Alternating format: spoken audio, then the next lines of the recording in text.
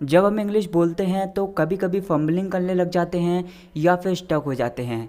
Just to look for an appropriate word of that situation, उस situation का हमें proper word नहीं मिल पाता है, इसलिए मैं अपने वीडियोस में उनकी मीनिंग के साथ वोकैबुलरी वर्ड्स लाता रहता हूँ। तो इस वीडियो में भी मैंने कुछ वोकैबुलरी वर्ड्स लिए हैं, साथ में उनकी मीनिंग और एग्जांपल्स भी लिए हैं ताकि डाउट्स अच्छे से क्लियर हो पाए। सो वीडियो को लास्ट तक देखते रहिए और मुझे इंस्टाग्राम पर भी फॉलो कर लीजिए, वहाँ पर भी मैं कुछ ना कुछ करता रहता हूँ। So hello guys, I'm Nick and welcome back to my YouTube channel. Let me flow. Without any further ado, let's jump to the video. So our first word is insolent. इसका मतलब होता है असभ्य या फिर अभद्र, या फिर आप बोल सकते हैं बिना रिस्पेक्ट के।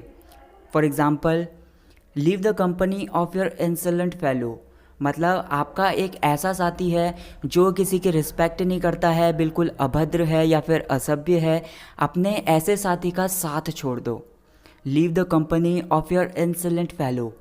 One more example, I don't like to be with you because of your insolent behaviour, मतलब तुम्हारे र्यूड बिहेवियर की वजह से, तुम्हारे असभ्य व्यवहार की वजह से मुझे तुम्हारे साथ रहना पसंद नहीं है। I don't like to be with you because of your insolent behavior. Next one is all in all. Basically ये एक फ्रेज़ है, इसका मतलब होता है कुल मिलाकर। Let's have a look at examples. All in all, it's not a bad idea. कुल मिलाकर यह विचार बुरा नहीं है। All in all, it's not a bad idea. एक और एग्जाम्पल है, All in all, this is only the way to tackle him. कुल मिलाकर यही एक रास्ता है उससे निपटने का। All in all, this is only the way to tackle him. Next word है आउटरेजियस। इसका मतलब होता है चौंका देने वाला या फिर बहुत क्रोधजनक। चलिए एग्जांपल लेते हैं। आई am really sorry for my outrageous behaviour, मतलब मैं अपने क्रोधपूर्ण व्यवहार के लिए माफ़ी मांगता हूँ। I am really sorry for my outrageous behaviour. एक और एग्जांपल है, prices of petrol are just outrageous, मतलब पेट्रोल के दाम बहुत ही ज़्यादा क्रोधजनक हैं। Prices of petrol are just outrageous. Next word है क्रीप। इट मीन्स चुपचाप या सावधानी से धीरे धीरे मूव करना या फिर खिसकना। For example, what the hell is this, I am getting late and traffic is creeping here, मतलब ये क्या बकवास है, मुझे देर हो रही है और ट्रैफिक यहाँ पर धीरे धीरे आगे बढ़ रहा है।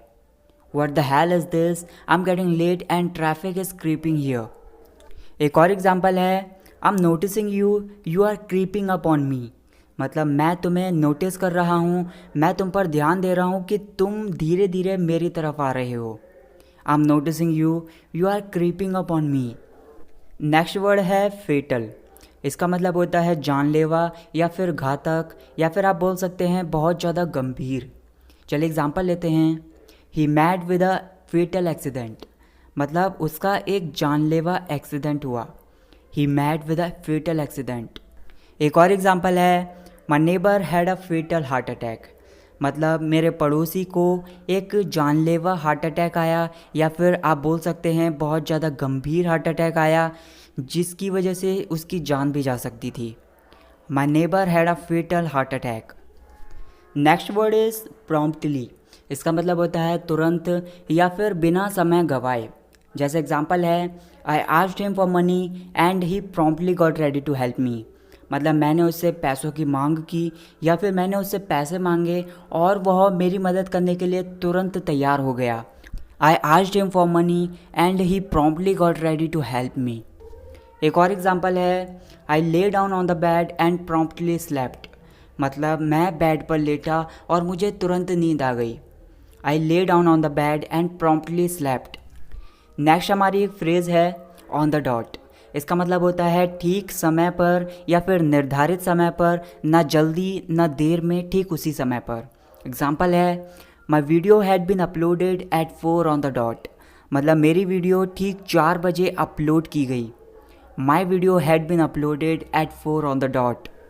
One more example, we celebrated her birthday at 12 on the dot, मतलब ठीक 12 बजे हमने उसका बर्थडे मनाया। We celebrated her birthday at 12 on the dot. Next word है mandatory.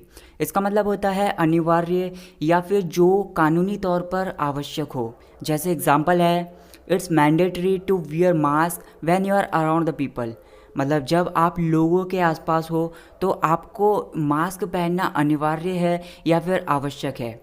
It's mandatory to wear mask when you are around the people. एक और example है, attendance at school is mandatory. मतलब स्कूल में अटेंडेंस अनिवार्य है या फिर आवश्यक है। Attendance at school is mandatory. Next word है न्यूसेंस। इसका मतलब होता है एक ऐसा पर्सन या फिर एक ऐसी चीज़ जिससे परेशानी पैदा हो जाए या फिर जिससे बहुत जल्दी चिढ़ जाते हैं, या फिर आप बोल सकते हैं सिंपली परेशानी का कारण। एग्जाम्पल है, what a nuisance, I have forgotten my wallet at my home. मतलब मैं अपना पर्स अपने घर पर भूल गया हूँ, ये क्या बाधा है या फिर ये क्या परेशानी का कारण है। What a nuisance, I have forgotten my wallet at my home. एक और एग्जांपल है, it's really a nuisance, I am unable to get high speed of the internet these days. मतलब आजकल मुझे इंटरनेट की हाई स्पीड नहीं मिल पा रही है, ये सच में एक परेशानी का कारण है या फिर ये सच में एक बाधा है। It's really a nuisance, I am unable to get high speed of the internet these days. Next word है जिफी। इसका मतलब होता है पल या फिर क्षण या फिर थोड़ा सा समय या फिर पलक झपकते ही। जैसे एग्जांपल है, I will be with you in a jiffy. मतलब मैं पलक झपकते ही तुम्हारे पास होऊंगा। I will be with you in a jiffy. One more example is here, I hit on the solution to this problem in a jiffy. मतलब पल भर में या फिर थोड़े से समय में ही मुझे इस परेशानी का हल सूझा। I hit on the solution to this problem in a jiffy. Next word है स्वेलो। इसका मतलब होता है निगलना या फिर बिना चबाए निगल जाना। जैसे एग्जांपल है, we should swallow the food after chewing it well. मतलब खाने को हमें अच्छी तरह चबाने के बाद निगलना चाहिए। We should swallow the food after chewing it well. एक और एग्जांपल है, he had to swallow his anger when his father scolded him. मतलब उसे अपने गुस्से को निगलना पड़ा, या फिर इसे इस सेंस में बोला जा रहा है कि उसे अपने गुस्से को कम करना पड़ा जब उसके पापा ने उसे डांटा। He had to swallow his anger when his father scolded him. Next word है मम्बल। इसका मतलब होता है मुंह मुंह में बोलना या फिर बुदबुदाना। जैसे एग्जांपल है, what did you mumble, I didn't hear anything. मतलब तुमने अपने मुंह में क्या बोल दिया या फिर तुमने क्या बुदबुदा दिया, मुझे कुछ सुनाई नहीं दिया। What did you mumble, I didn't hear anything. एक और एग्जांपल है, I saw you mumbling while walking on the road. मतलब मैंने तुम्हें रोड पर चलते हुए बुदबुदाते हुए देखा या फिर मुंह मुंह में बोलते हुए देखा। I saw you mumbling while walking on the road. So that's it guys for this video. I hope आपको वीडियो पसंद आई होगी। गाइस आपके लिए होमवर्क है, आपके सामने दो फ्रेजेज हैं, all in all and on the dot.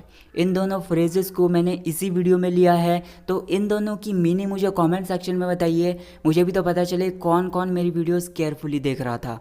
और वीडियो को लाइक करना ना भूलें। Thanks for watching this video guys, see you in the next video. जय हिंद, जय भारत।